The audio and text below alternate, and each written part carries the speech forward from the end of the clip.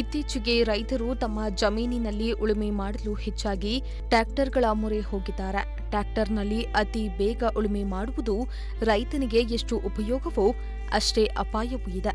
ಈ ರೀತಿ ಯಾಕೆ ಹೇಳ್ತಿದ್ದೀವಿ ಗೊತ್ತಾ? ಈ ಸ್ಟೋರಿಯನ್ನ ಒಮ್ಮೆ ನೋಡಿ.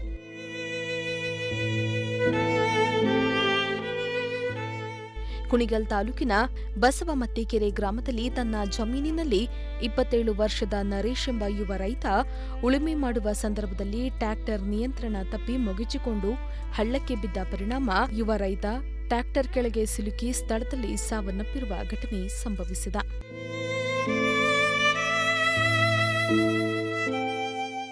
ಟ್ರ್ಯಾಕ್ಟರ್ ಹಳ್ಳಕ್ಕೆ ಬಿದ್ದು ತಂದೆ ಮಗ ಸಾವನ್ನಪ್ಪಿರುವ ಪ್ರಕರಣ ಮಾಸುವ ಮುನ್ನವೇ ಮತ್ತೊಂದು ಘಟನೆ ಕುಣಿಗಲ್ ತಾಲೂಕಿನಲ್ಲಿ ನಡೆದಿದೆ. ಸ್ಥಳಕ್ಕೆ ಅಮೃತೂರು ಸಿಪಿಐ ಮಧ್ಯನಾಯಕ್ ಹಾಗೂ ಪಿಎಸ್ಐ ಶಮಂತಗೌಡ ಭೇಟಿ ನೀಡಿ ಘಟನೆ ಸಂಬಂಧ ಅಮೃತೂರು ಪೊಲೀಸ್ ಠಾಣೆಯಲ್ಲಿ ಪ್ರಕರಣ ದಾಖಲು ಮಾಡಿಕೊಂಡಿದ್ದಾರೆ.